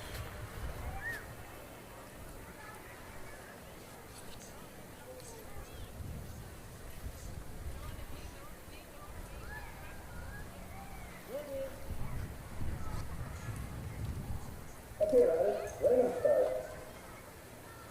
Riders ready, watch the gate. Round number 2 of the UCI BMX Racing World Cup, the Women Under 23 final. Zoe Hapke, is she going to be the first? No, it's Martinez and single arm driving underneath. Is she going to be able to pick off Tessa Martinez in the rest of this lap? Mackenzie Gayhart working her way into the top 3. The Colombians in there as well, inside the top 4. But it's France out from Martinez. Is she going to double up for rounds 1 and 2? Singalani's got one more chance to get her in the final turn. Don't count out the American. But Martinez looks like she's going to make 2 rounds from 2. Tessa Martinez takes it to the line. 2 wins out of 2 for Tessa Martinez, and that smile says it all, Matt. Wow, well, she couldn't quite believe it when she went through and took the win in round 1. A very different ride for her, and the confidence it's given her. Yeah, and Mackenzie Gayhart of the USA, she didn't get the best of start. She was right there in about 7th going into the first turn, dived underneath, got to 4th, got to 3rd. Zoe Hapke had to slam on the anchors. Singalani was in there in that 2nd spot, and Mackenzie Gayhart was looking for a way through, but I think she'd just given herself too much ground to make up on Tessa Martinez. Singalani wasn't close enough to throw a move in that final turn, and it was at this point where Tessa Martinez thought, yeah, that's another win for me, thank you very much. What a ride. And of our podium riders yesterday, only Martinez making the podium this time around. Hapke out in the final, so dropping down into 6th place. But another good point score in terms of those overall standings, which we'll bring in later on. But Martinez taking the win. What a rider of the weekend, certainly in the women's under 23. Yeah, definitely. She's put some fantastic laps in, and you know, she's been able to make it pay not once but twice. And there she is, all smiles after the finish line. 2 World Cup wins in her 2023 account. You can't get better than that. You definitely can't, and very proudly in those French jerseys. And we talked so much about the French domination in round 1, and it continues onwards here with the first of our finals going to Martinez. And the recovery not quite as important this time around, because a little bit more time between this and the next round, but they want to be back in training pretty quickly, won't they? Yeah, I'm sure tonight's celebration will involve a cheeky glass of wine for Tessa Martinez. I think she's worked hard enough for it. Just having a quick conversation there with Francesca Singalani, who came in that 2nd spot.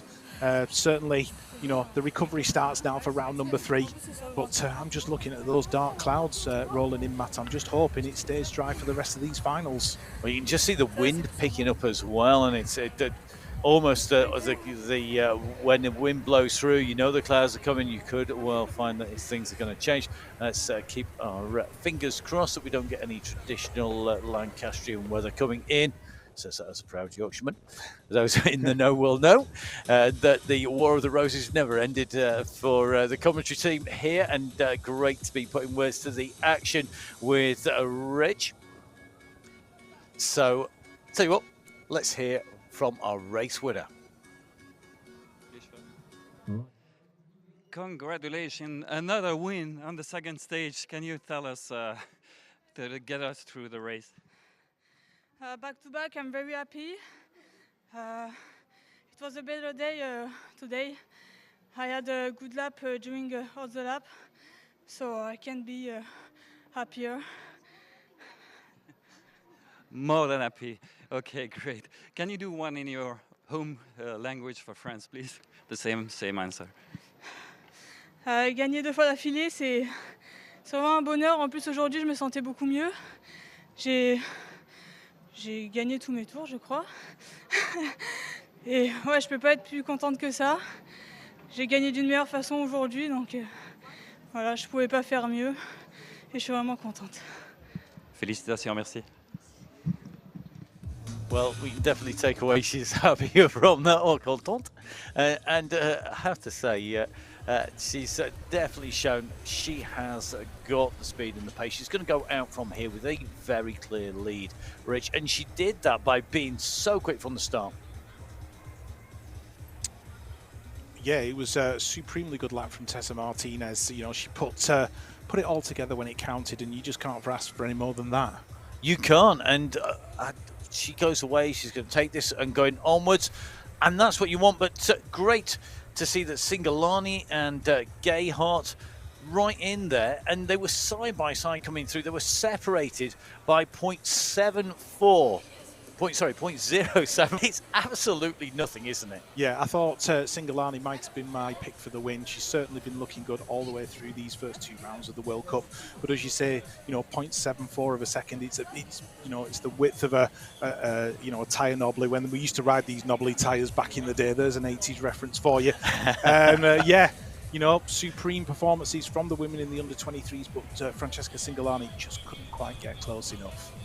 Indeed, and gotta say, it's nice to see. I mean, you're talking about the 80s, and of course, if you're going back far enough, then, and it's not all that far back, the states domination. I mean, there's still got to be. It's the heartland of BMX in so many ways, and good to see that Gay Hart up there, and the states getting another podium to add to the one for Willoughby yesterday. Yeah, and Lexis Colby making a final as well. Spencer Cole. So, yeah, really good weekend so far for Team USA.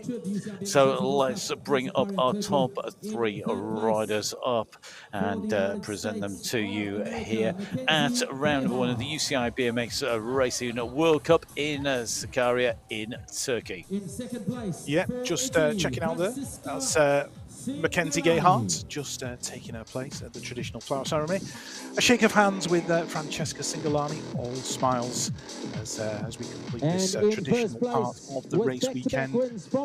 And coming into the middle of your picture right about now is the happiest women under-23 rider in World Cup racing as it stands right now. Big smiles for Tessa Martinez. And that is your confirmed top 3 for the women under-23 here in round 2 of the UCI BMX Racing World Cup. Tessa Martinez, Francesca Singalani, and Mackenzie Gayhart. So, women's under-23 done. Men's under-23 next. And we could have another double winner here. Yeah, it's entirely possible. Rico Bierman, he's been in imperious form. He's been looking really good. But he's got Steiner, Russell, Radaelli, Cole, Marzalek, Materano, and Maurizio Molina to deal with. So by no means is it in the bag yet. There's another 45 seconds or so of serious work to be done. 45 seconds, which can make or break these riders. Yeah, and in lane at number 8, the former junior world champion out of Italy, Marco Radaelli. Right next to him, the man who came so close to winning this World Championship title in 2022. It's Maurizio Molina from Chile. On the 5.68, out of Argentina, Thomas Materano. And the European champion out of France, Hugo Marzalek. On the 5.28 from the USA, his second World Cup final, Spencer Cole. In gate number 3. And out of Great Britain, gate number 3, Callum Russell. Callum Russell. On his inside, representing Number 5.27 from Switzerland in gate number 2, made the podium in round number 1, Philipp Steiner. And in gate number 1, the winner right there on the inside, gate number 1, the winner of round number 1 from New Zealand, Rico Bierman. The pressure on the riders. Now is the time. No more rehearsals, no more heats. This is the time to be first over the line. All our riders in the gate. They know that this is the moment. Last chance to take points away for them here at round 2.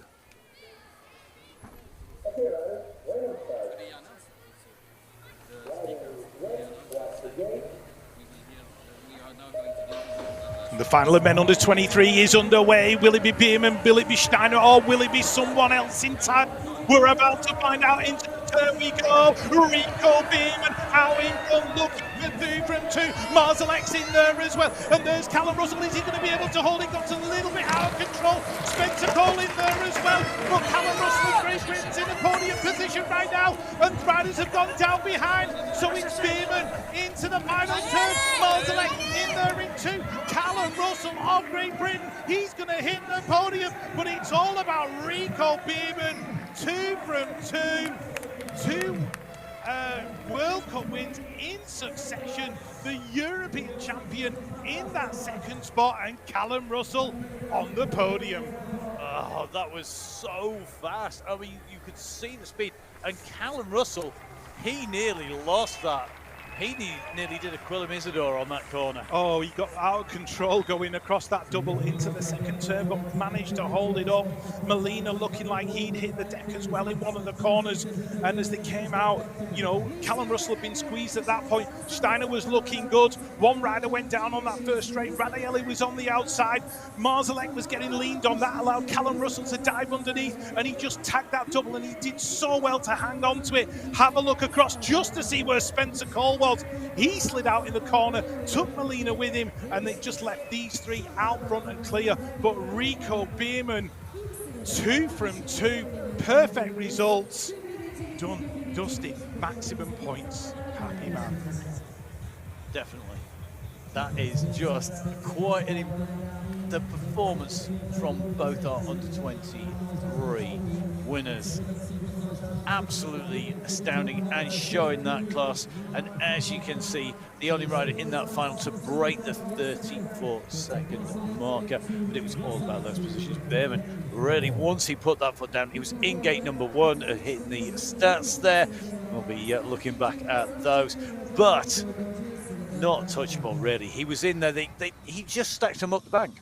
Yeah, definitely. Rico Bierman, he's just got himself that little bit further in front than everybody else. He certainly looks like he's been working really, really hard across the winter, you know, and to have the European champion right there on your tail and be able to hold him off all the way to the line, it's the sign of a great rider. Well, he's certainly sent his stall out. It'll be really interesting when he moves up into the elites.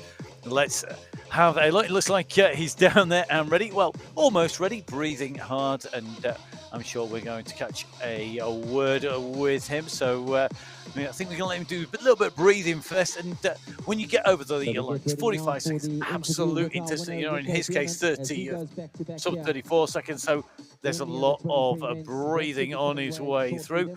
So I think he's got his breath back. I think he's going to be able to talk. Let's hear what he's got to say. Congratulations, what a win again, like second in a row. Yeah, it's always a good weekend when you double down. It's a good weekend. Got it done. So you were in the lead from the start. Can you get us through your race? Just got out good. Went down the first straightaway and held it together, and yeah, 3 Gs, baby, let's go. Looking ahead to the rest of the season? Yeah, I'm excited, ready to go. Great. Thanks a lot. Thank you very much. Well, Rico Bierman is a very happy man, and so he should be. So, yeah. I love the fact he was trying to get his words in between, sucking in half the air out of Turkey, I think. I don't think anybody else was going to get any oxygen from that. And doubled down, and I'll tell you something, he's going to be the man to beat surely when we go to Papendal for the next round, for round 3. Yeah, and that track suits Rico Bierman down to the ground as well. It's wide open. There's so much power that can be laid down on that first straight, and it's really going to suit his riding style. So I'm excited to see when we move to the next rounds in Papendal in the Netherlands if Rico Bierman can keep the winning streak going. While the crowd have definitely been treated to him at his best here in Sakarya. In Turkey, you can see these stands that look down across this amazing cycling facility, looking out across the mountain bike, the BMX, the road circuit here. Some great action. The weather, well, it started off a little bit rainy. It was raining early on. It's dried out a bit, but you can see that wind is still blowing, and that does affect the riders, doesn't it? If you can get a really windy day, that's going to make a difference in how you ride and where you ride. Yeah, because I'm looking at the flag that's blowing at the back of that shot there, and it was a crosswind. So when Callum Russell went out of control going down that straight in the men under 23 final, I'm wondering if the wind just caught him slightly as he went over that double. Yeah, it may well be the case, and you can see the riders unpicking their rides here and going, this is where it went. And what I love about that is universal, isn't it? We all do that at the end of a ride, at the end of a race. You're trying, this is what I did, this is where it went. let's see who is going to get the tactics right. We've got some more great finals. We've had our under-23s. We've got our elites to come, and they're going to be following on from our flower ceremony. So let's see how they go. The crowd looking really good, and great to see the next generation are here. Yep, certainly our younger fans getting excited, and that might be some of our VIPs who are up in the you know, the higher echelons, you know, enjoying a little drink and yeah, enjoying the action. Let's hope that they've had a grandstand view. Here we go. Let's grab our riders. They're going to bring them up. You can tell who's done this before, can't you? Yeah, certainly. And one man who's not done it before, but who's going to be very happy to do so when he stands in the right spot. It's Callum Russell from Great Britain. Second place. There was Hugo Marzalac of France there, resplendent in the European Champions jersey, but the man of the moment, the man who's won round 1 and round 2 of the UCI BMX Racing World Cup in Sakarya, Turkey. For New Zealand, it's Rico Bierman. So great to see these three riders receiving the flowers. Doesn't matter whether you're a man or a woman. Flowers are always good. I like a good set of flowers. Absolutely. Never won We've any. got the final lineup for Women Elite. Saya Sakakibara of Australia, Bethany Shriver of Great Britain, Laura Smulders, Molly Simpson in this one, Elise Willoughby, Lauren Reynolds, Sai Takayama, and of the USA, Delaney Vaughan. So remember, it is the rider in the European Champions jersey who's going to be looking to do the double here. Can she follow in the wheel tracks of our under-23 riders? Yeah, gate 8 from Japan on the 85. It is Saya Takayama. And in gate number 7, with that ripped jersey from an earlier crash, but it won't stop her in this particular lap, it's Delaney Vaughan. On the 11 plate, gate number 6, your Olympic silver medalist, it's Elise Willoughby. And gate number 5 on the 110, still searching for World Cup win number 28, Laura Smulders. Gate number 4 for Australia, a stalwart of the World Cup scene, it's Lauren Reynolds. On the 44, doing it for Canada, she's podiumed here before, it's Molly Simpson. Gate number 2 for Great Britain, the European champion, the Olympic gold medalist Bethany Shriver. But on the 77 plate, gate number 1 for Australia, a superb day of racing. Is she going to finish it off in style? It's Saya Sakakibara.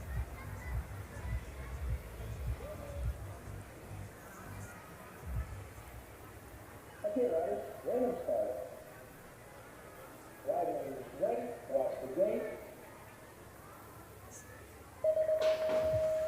Here we go with the Women Elite Final. Is Saya Sakakibara going to be able to add a World Cup win to her account? But here comes Elise Willoughby and Bethany Shriver. Bethany gets the whole shot. Elise is right there behind her. Molly Simpson in there in 3. That's Laura Smulders in 4. Looks like Saya's been caught up in the pack. But Bethany Shriver, the winner of round 1, is she going to make it 2 from 2? She's got to hold off the attentions of Elise Willoughby, who's capable of making a dive on the inside in that final corner. But the Olympic gold medalist, Bethany Shriver of Great Britain, she's going to make it 2 from 2. Willoughby for the second spot. Who's going to get that third? Laura Smulders with a late charge. It's a photo finish with Molly Simpson, but Bethany Shriver in control. 2 wins from 2 in 2 World Cup rounds. What a ride. Absolutely powering away there. And Elise Willoughby going one better than round number 1. Let's watch that back.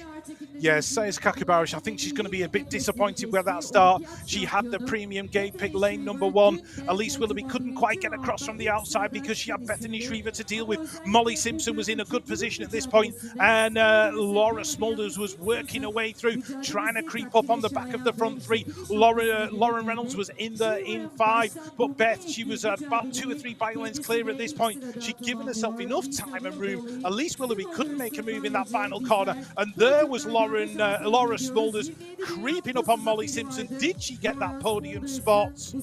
We are waiting for the results to find out. I think she might have just nicked it though. Yeah, it was so close, wasn't it? That's going to be a photo finish, but no photo finish needed. 2 out of 2 again, and the 2 confirmed riders now doing what all riders do, as we said earlier, discussing their ride as you come in. But to say they didn't have lane 1, not a problem today, and confirmed in our top 3 there, Rich. Yeah, Beth Shriver taking the win, Elise Willoughby in 2, and Laura Smulders just sneaking up 7/1000th of a second between Laura and Molly Simpson in 4th. It's literally a centimetre or 2.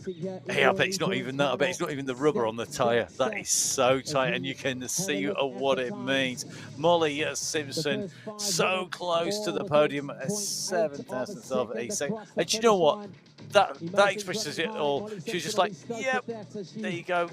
But you know what? She was so near. She'll get it next time. Surely she's going to take confidence from that. Yeah, absolutely. Molly Simpson, she's worked so hard and she's ridden so well on this track over the years, and she's there just having a nice post-race shot with Elise Willoughby.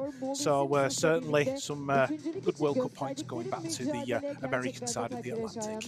There is indeed, and I think when you go over the Atlantic and you go to America and you go to Canada, you know that they're going to have a strong scene, but those points count. And whether you are a massive nation, whether you're the birthplace of BMX, or whether you're a nation with maybe one rider in there, it's all important, isn't it? And it's so important for the World Championships and for the World Championships, and that's why it makes so much. There's big pressure on the riders, big pressure, particularly if you're a known champion. So our European champion does it once again. Let's hear from her now. Bethany, great run again. So how does it feel to have it twice? Yeah, it's pretty crazy. Again, I had another good start. Just wanted to put some good laps down today, and I managed to do that. Had one sketchy one, but yeah, really happy with that. And thanks for everyone watching at home. Pretty good start of the season then. Best of luck. Thanks. Thank you. Well, tell you something, she talks as quick and as fast and pretty much as interviews as she is at riding her. So quick there today. I mean, untouchable, pretty much. Yeah, Bethany's certainly started her World Cup campaign in the right possible way. And, you know, as well, it's maximum points, though, maximum UCI points for Olympic qualification, and that's going to help Great Britain's cause absolutely no end whatsoever. But certainly, Bethany, she was under pressure, though, from Elise Willoughby, you know, all the way through that lap. Elise just couldn't quite get close enough in that final corner, but it was nice to see Laura Smulders pick up a podium. It was indeed. So let's see our top 3 riders. I think they're making their way to the podium. It's going to be really interesting to see the faces of our riders. Here we go. So let's bring our top 3 riders up for the flower ceremony. UCI BMX Racing World Cup in Sakarya, Turkey.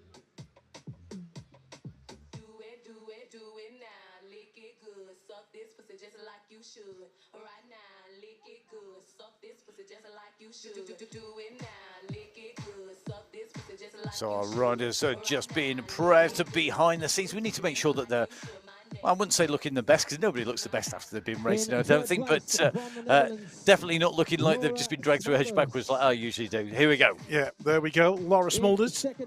You know, it doesn't matter where Laura finishes, she always smiles, but she smiles even bigger when she's on a World Cup podium, so she's taking that 3rd spot. Elise Willoughby, Olympic silver medalist Rio 2016. They're in that 2nd spot, but it's your reigning Olympic champion and 2021 world champion. Bethany Shriver wearing that European champions jersey, and she's top of the pops today. She's taken that win. Well, number 1 spot. How long can she hold it for? Will she be able to beat Robin Hood, Prince of Thieves, which I think has the current record in the UK for being top of the pops? So she's the top of our riders. But she's really put the pressure on now, because we've had 3 winners so far, and they've all been the winners of round 1 as well. Ooh, right, yeah, that's very true. So will we make it 2 from 2 from 4 from 4, so to speak?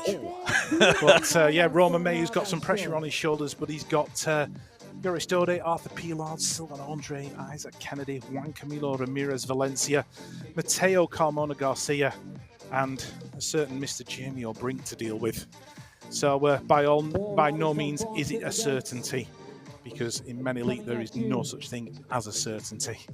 But the man out there on plate number 5, he's out in gate number 8, the joker in the Elite Men BMX pack, always smiling, it's Sylvain Andre of France.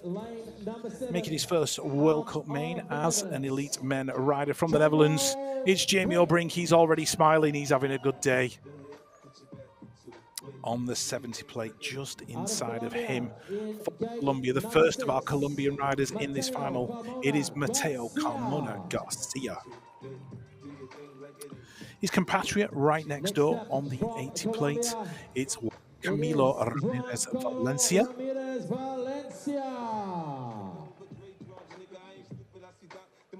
On the 6 plate, don't ever count this guy out, especially in a USA BMX Pro Series main, but it's the World Cup today and he's looking to make it count. It's Isaac Kennedy.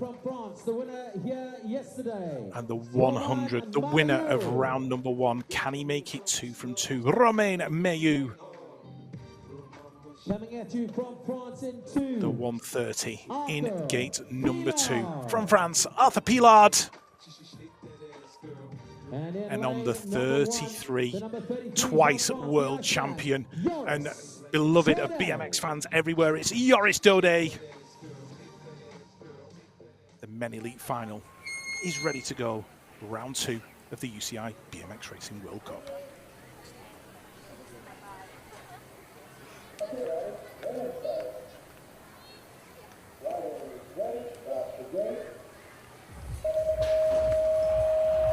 The riders are go round 2, the Men Elite final heading down towards turn number 1. It's Dode and Mayhew battling for the whole shot. Here comes Sylvain Andre, but one of the Colombian riders has gone underneath. I've got a feeling it was Carmona Garcia who's right there in the middle of the mix. And look at Jamie O'Brink, he's inside the top 5. But out front, Joris Dode, Roman Mayhew, French 1-2, Isaac Kennedy in there in 3, Colombia in 4. But look at Joris Dode, he's going to take the win in round number 2.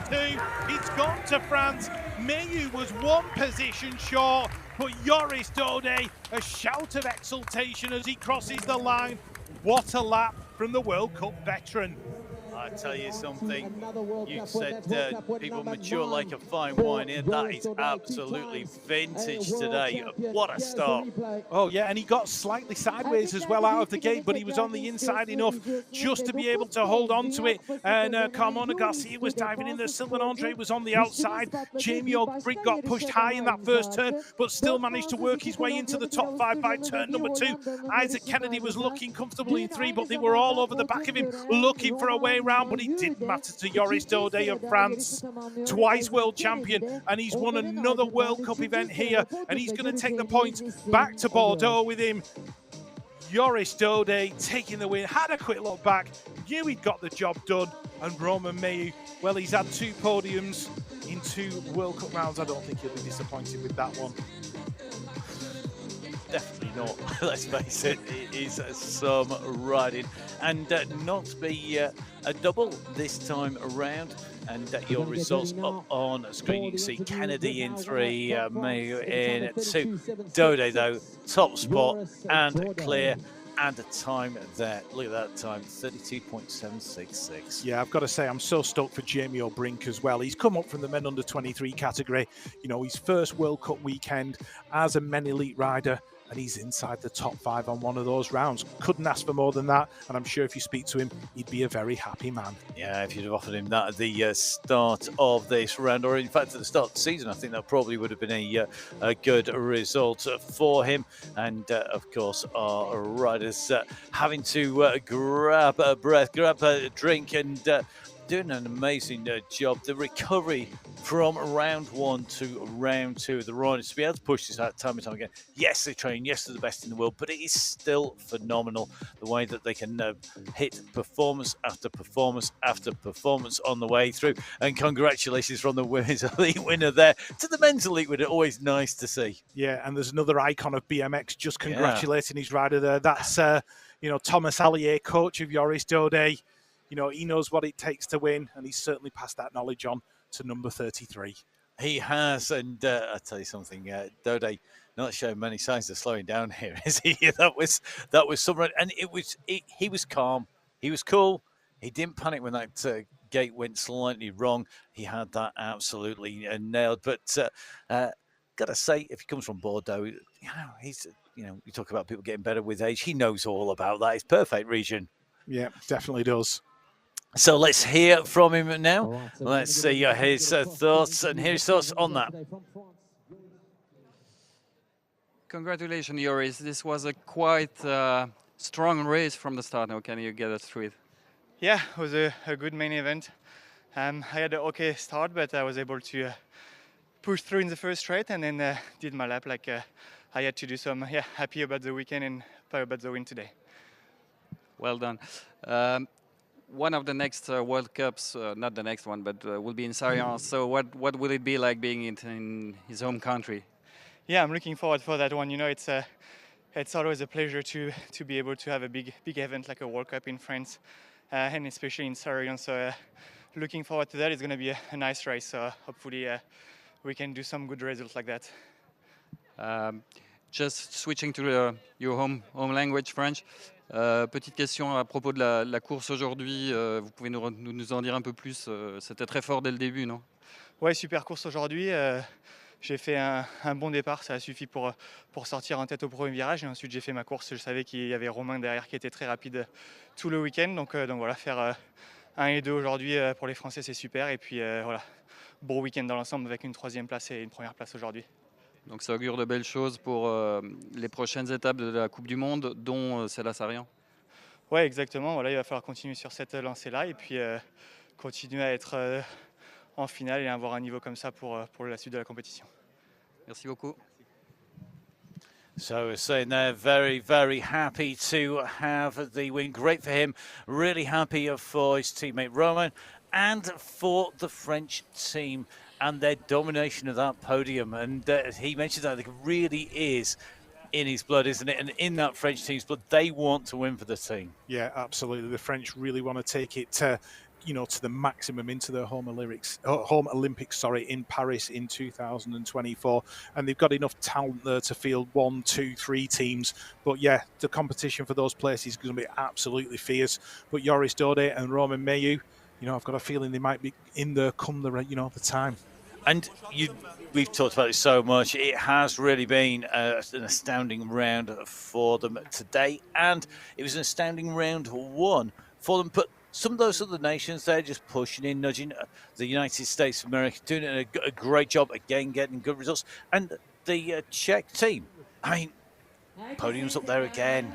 Yeah. Two great riders, I think, but showed that they've got some strength there as well, and potentially some of the riders who could be in with a chance of a medal, not just the World Champs, but of course at the Olympics. But that's a long way away from now, and there's a big journey there. Yeah, there is a big journey, and what I would refer to as the Antipodean gang are definitely ones to look out for. Your Rico Bierman, your Isaac Kennedy. We saw them earlier on giving each other a congratulatory hug, and I know those guys train together sometimes as well. So, don't count out our friends down under, because I'm sure they'll be up there come Olympic and World Championship time as well. We'll have to see if it's going to be a man down under, or will it be one of the French stars? We will see. Will it be somebody who we've not yet talked about, but we've got lots more I should talk about this season. I'm really looking forward to our next round. That's going to be in Papadel. Don't forget, we've got rounds in Papadel and Sakarya, as well as Santiago del Estero. And we're going to be there twice, in fact, towards the end of the year. We've also got the World Championships up in Glasgow this year. So lots of great racing at the World Cup and World Championship level this year. Before that, we will have our flower ceremony for the elite men. But whilst we just let them get ready for that, any particular highlights in terms of riders this round? Yeah, I mean, my standout has got to be Callum Russell in men under 23. You know, he's made his first World Cup main. He's got himself on the podium. He couldn't have asked for a better day than he's had, you know, in round number 2 of the UCI BMX Racing World Cup. But also Tessa Martinez, you know, taking 2 wins from 2 in the women under 23 category. It's very rare that you get anybody who dominates in that age group, you know, and she's done well to beat Veronica Stariska. But yeah, it's a good one for her. But let's see now with the flower ceremony for the men elite. So our top 3 being brought. Take us through our riders, Rich. Yeah, Isaac Kennedy there, just from Australia, receiving his traditional flowers. The winner of round number 1, Romain Mayu. You know, he's on the podium. He's going to be happy with his case of so near or yet so far, because the man out in front, the 33 of Joris Dode from France, all smiles. Those guys happy on the podium and certainly plotting for round number 3 in Papendal in the Netherlands. So all 3 riders there getting the flowers, and they'll be taking home a huge haul of points. I've been doing a little bit of quick maths in my head, which is always a very dangerous thing for anybody that knows me. Rich is just laughing in the background, having seen my workings out. Let's have a look at the standings done by computer. Much more reliable. No surprises. Tessa Martinez, full score there. 2 lots of 500, making 1,000. Yeah, and Zoe Hapka doing well enough to stay second in the women under 23 standings. Michelle Vissing in there as well. So podium makers from round number 1 still inside the top 3 overall. But you've got to look at Mackenzie Cahart in 7th. She'll be creeping away up that list as well. And as we move to the under 23s, Rico Beerman, yeah, perfect score, 1,000 points out in front. Marzalek of France looking good in 2 with Philipp Steiner in there in 3. And it's nice to see Spencer Cole and Marek Neusel up there inside the top 5 as well. Yeah, that ride by Neusel in round number 1, really instrumental in bringing him up inside the top of the standings. Shriver right at the top of the standings, perfect point score for her in the women's elite. And Lisa Willoughby, second place again. The 2 scores of 400, but it's so important to take that win, isn't it? Yeah, definitely. Bethany's had the perfect weekend as far as BMX racing is concerned. So, yeah, let's see how she carries on through the rest of the season. And then we're going to go in to our men's elite standings. So Roman Matthew takes the top of the standings. He's just ahead of Dode and Arbedleder, who's in there and doing a very, very good job. He pulled himself up really with that podium in round number 2. The world champion in there, Kimman in there, Kennedy in there. So let's have a look at our fastest times of the day. Rich, take us through them. Yeah, fastest time, Romain Mayu in men elite, 32.626. So certainly something that he put together on day number 1, so the fastest lap of the weekend. Steiner, you know, showing his consistency in men under 23. Bethany Shriver, you know, taking the fastest lap in women elite, and Veronica Stariska doing all that work from gate 8 and still managing to post a fast time. So great to see that quick time going in there by Mayu, and just reward really for the weekend. And of course, a very fast track here. Now we're going to move on from round number 2 to round number 3. Going to be in Papendal, and Rich and I are going to be down on the ground in Papendal, so we'll be able to get our hands onto the track. Always like to get our hands on the surface. What about you? I'm really looking forward to that. Please do make sure you join us. Rich, where can we find you on social media if people want to get in touch? Yeah, best place to find me is on Instagram at BMX Commentator. And yourself, Matt? You can find me across social media. It's at Matt Fixer Payne. Do get in touch. Let us know where you've been watching from. If you've got questions, well, Rich is your man to answer almost all the questions, and I'll answer the ones that he can't get with endless research. It's been an absolute pleasure putting words to the action here. Let's take a look back at the action from Rich and me. We'll see you again soon. Goodbye.